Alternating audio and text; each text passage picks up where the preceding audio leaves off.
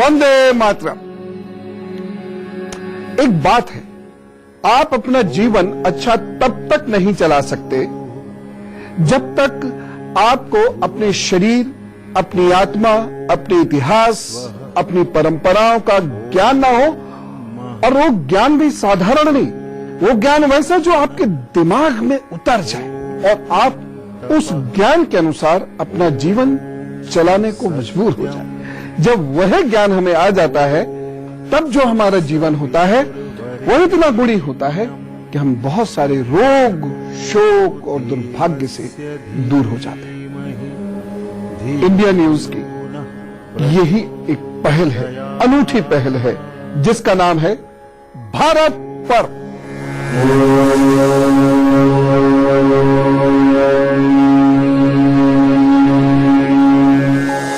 समाज में जो विकृतियां आ रही हैं, जो रोग बढ़ रहे हैं, जो शोक बढ़ रहा है, जो तनाव बढ़ रहा है, वह तब तक दूर नहीं हो सकता जब तक हमें सही ज्ञान ना हो।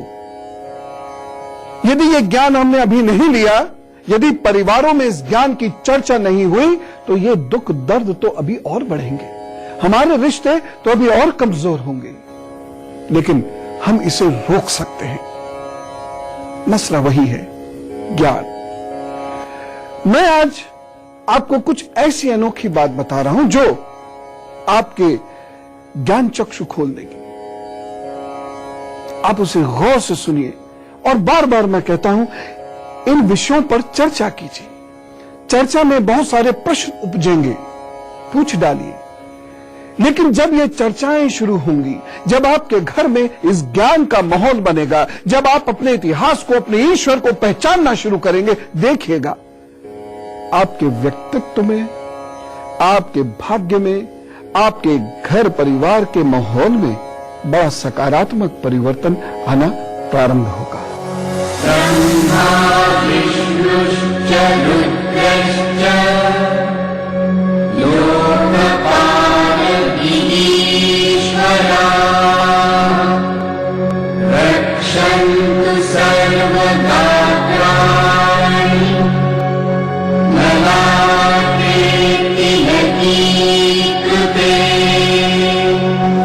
अच्छा, मैं आपसे एक सवाल पूछता हूं, जरा बताइए। हम प्रतिदिन कहते हैं आज सोमवार है, आज मंगलवार है, आज बुधवार है, आज ये करना है, आज वो करना है। क्यों कहते हैं? कभी सोचा कि ये वार कहां से आए? आज स्वास्थ्य पर्व में भी मैं आपको बड़ी एक अनोखी सी बात बताऊंगा। यदि आपने उसे माना तो स्वास्थ्य बहुत अच्छा होना शुरू हो जाएगा। बहुत सारे लोगों को यह जिज्ञासा होती है कि शिव का भांग से, धतूरे से क्या मतलब है। हम में से कितने लोग तो जो अज्ञानी हैं वह तो मजाक उड़ा देते हैं, पर आप देखिएगा और आप मानने को मजबूर होंगे कि हमारे भगवान कोई साधारण मानव नहीं थे। उन्होंने हर वस्तु का प्रयोग बहुत ठोस वैज्ञानिक आधार पर किया है। लेकिन अभी मैं बात करना चाहता हूं, ये दिनों का नाम कैसे पड़ा, किस दिन कौन सी पूजा करें तो इच्छित फल मिलेगा, किस दिन किस बात की पूजा की जाए, किस ईश्वर की पूजा की जाए। बड़ी विचित्र सी बातें हैं। और जब आप ये बातें सुनेंगे तो आपके मस्तिष्क में एक भूकंप सा आएगा, एक हाला चाला सा आएगा। उसे आने दीजिएगा, अपने प्रश्नों को दबाइएगा नहीं, तुरंत भेज दीजिएगा। भारत की परंपराओं के बढ़ने का एक बहुत बड़ा कारण यही था।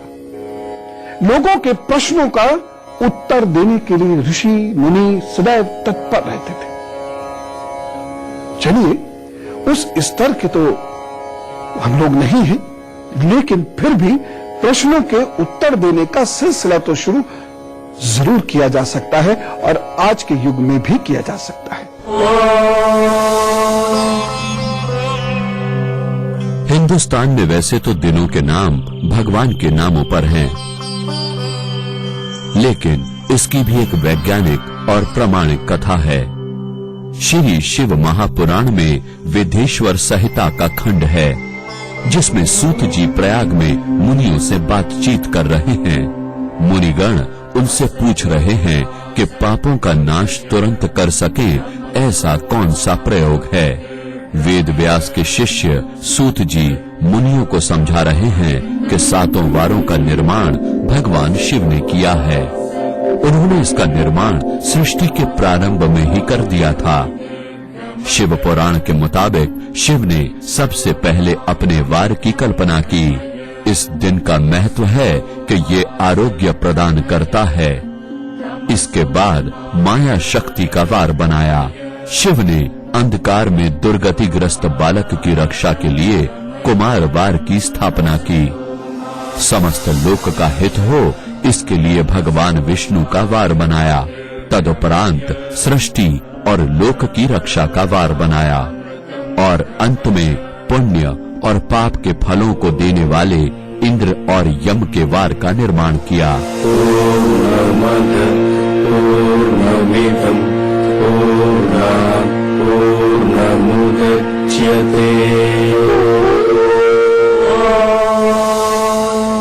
मेरे पास एक अद्भुत कथा है और वह कथा है सप्ताह में सातों दिन जो होते हैं उनके नाम कैसे रखे गए, क्यों रखे गए। जब इन बातों को आप सुनेंगे तो आपको लगेगा हमने तो अभी तक गलत पूजा कर डाली। जब आप उन बातों को समझेंगे तो आपको लगेगा कि अच्छा, शुक्रवार तो ये वो शुक्रवार है ही नहीं जिसे हम शुक्रवार मानते हैं, जिसमें हम कुछ अनुष्ठान करते हैं। यही है इस विशेष कार्यक्रम का उद्देश्य। आपको भारतीय संस्कृति के इतिहास के बारे में प्रामाणिक बात बताई जाए, जिससे आप जैसा ईश्वर चाहते हैं वैसे ही पूजा आप कर सकें, सही चीज को समझें, सही कर्म करें, सही फल आप पाए और गर्व से कह सके कि मेरी भारत की परंपरा भी विज्ञान की ठोस धरातल पर खड़ी है। कोई हमको ऐसे ही नहीं कह सकता कि अवैज्ञानिक लोगों का देश है। मैक्स मुलर ने जैसे कहा, शिव पुराण में कहा गया है कि शिव जी ने सूर्य आदि 7 ग्रहों के आधार पर इन सातों वार के स्वामियों का निर्धारण किया। हिंदुस्तान में काफी लंबे समय से शिव का दिन सोमवार को माना जाता है, जो कि गलत है। शिव ने अपने वार का स्वामी सूर्य को बनाया। इसका अर्थ तो ये हुआ कि आरोग्य के लिए यदि शिव जी की पूजा करें तो सूर्यवार को यानी रविवार को करें। सूर्य पूजा आरोग्य देती है। शक्ति से संबंधी वार के स्वामी हैं सोम, मतलब जीवन में आर्थिक, सामाजिक जैसी सभी शक्तियों का संचार करना हो तो पूजा सोमवार को होनी चाहिए। कुमार संबंधी दिन के अधिपति हैं मंगल यानी मंगलवार। इसका नाम कुमार इसीलिए पड़ा क्योंकि इस दिन बच्चों की विलक्षणता, शारीरिक सबलता के लिए इसी दिन पूजा करनी चाहिए। इसके बाद आता है सप्ताह का चौथा दिन यानी विष्णुवार, जिसे अब बुधवार कहा जाता है। ये बुध ग्रह का दिन है। इस दिन विष्णु भगवान की पूजा करनी चाहिए, लेकिन मौजूदा हिंदुस्तान में विष्णु भगवान की पूजा बृहस्पतिवार को की जाती है। लेकिन ऐसा करने के पीछे भी एक रहस्य है, जिसके बारे में आगे बताया जाएगा। ब्रह्मा जी के वार के अधिष्ठाता ग्रह हैं बृहस्पति। इन दिन को हम और आप गुरुवार या बृहस्पतिवार कहते हैं। इस दिन ब्रह्मा जी की पूजा होती है। इसके बाद आता है सप्ताह का छठा दिन यानी इंद्रवार या शुक्रवार। पहले इस दिन देवताओं के राजा इंद्र की पूजा होती है, लेकिन द्वापर युग के बाद भगवान श्री कृष्ण ने इंद्र की पूजा खत्म करवा दी और अब आधुनिक चलन के हिसाब से इस दिन माँ दुर्गा की उपासना होती है। सप्ताह का आखिरी दिन यम का वार है, जिसका ग्रह शनि है। भगवान ने इस दिन को यम की पूजा के लिए रखा था, जिससे संसार को अकाल मृत्यु से बचाया जा सके। सूत जी कहते हैं, मेरे पास शिव पुराण का विद्येश्वर संहिता खंड खुला हुआ है, इसी में कह रहे हैं सूत जी कि अपने अपने वार में की हुई उन देवताओं की पूजा फलदायक सिद्ध होती है।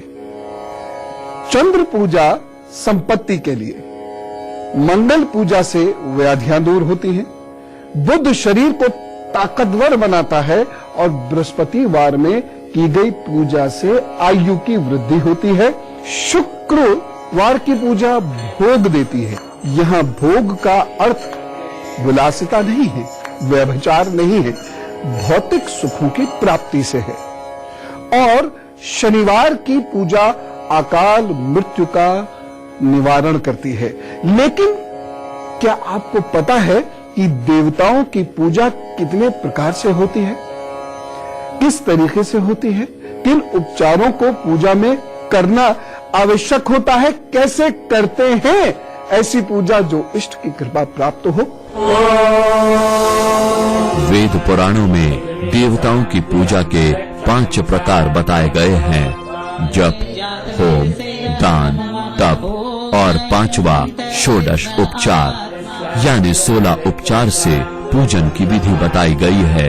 इन 16 उपचारों में ध्यान से आह्वान, आसन, स्वागत, जलाभिषेक, स्नान जिसमें दूध, दही, गाय का घी, शहद, खांड होता है, वस्त्र, गंध, पुष्प एवं अक्षत अर्पण, चंदन अर्पण, धूप, नैवेद्यम अर्पण, चावल, फल, मक्खन व खांड, तांबूल समर्पण, जप, ये 2 प्रकार का होता है, नाम अथवा मंत्र, आरती, प्रदक्षिणा, स्तुति, नमस्कार एवं क्षमा प्रार्थना शामिल हैं।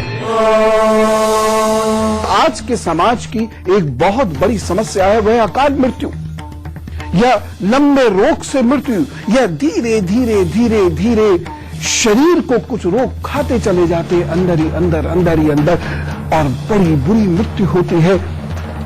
उनसे भी इस प्रकार से की गई पूजा बचा ले जाती है।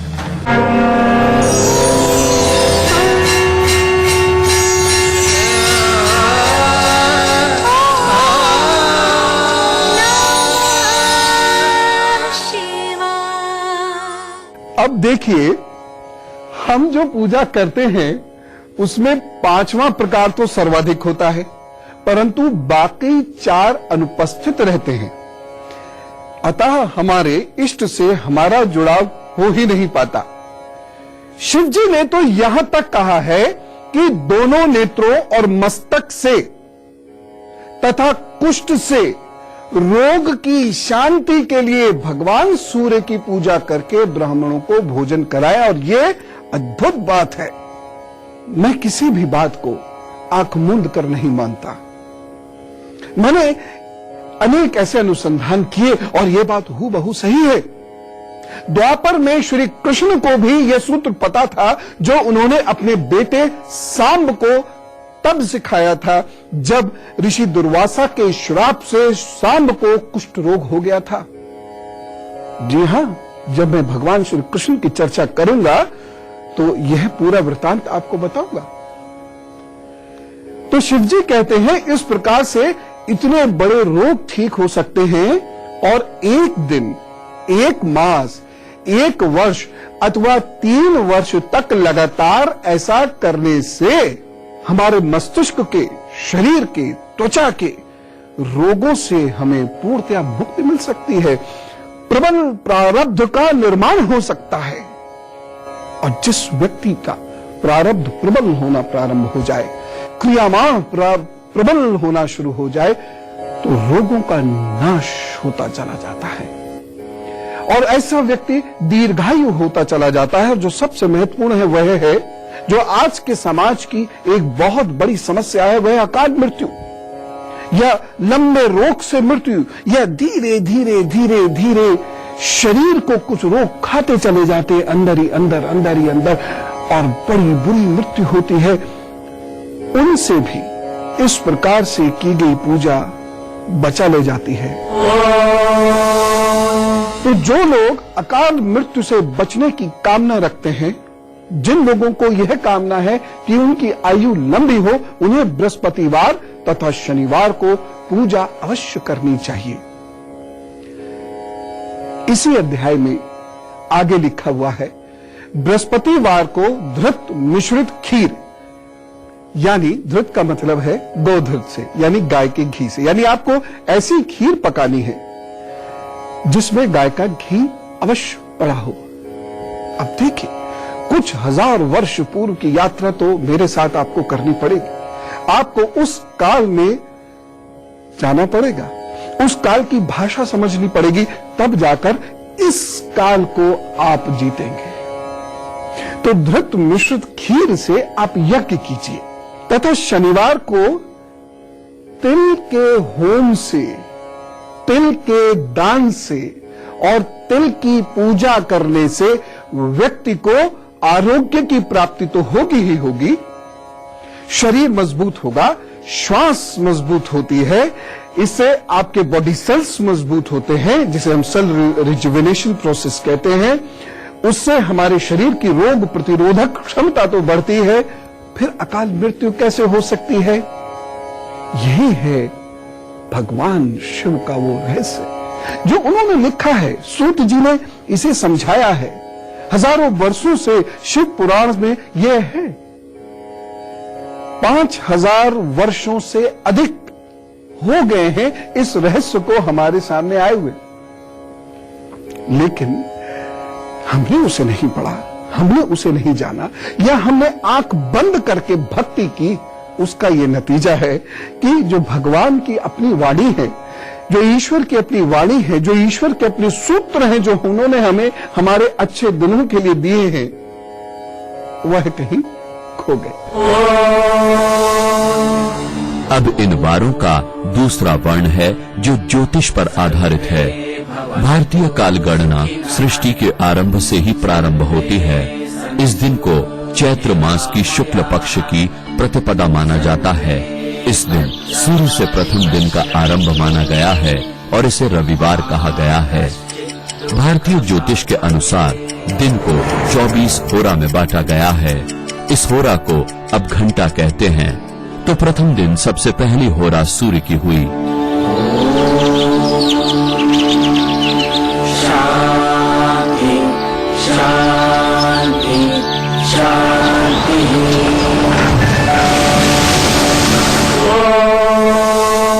तो आपने जाना कि सातों दिन कैसे बने, और सबसे बड़ी बात, किस दिन किस देवता की या भगवान की पूजा करनी है। अब ये बताइए कि शिव जी की पूजा सोमवार को करेंगे कि रविवार को करेंगे? मुझे मालूम है आपके मन मस्तिष्क में विचारों का तूफान चल रहा होगा, और मैं चाहता हूं ये चले। जब तक विचार नहीं उत्पन्न होंगे तब तक प्रश्न कैसे करेंगे? जब तक प्रश्नों के उत्तर नहीं मिलेंगे तब तक अपने भगवान को, अपने काल को, अपने इतिहास को कैसे पहचानेंगे और कैसे कहेंगे गर्व के साथ, भारत माता की जय।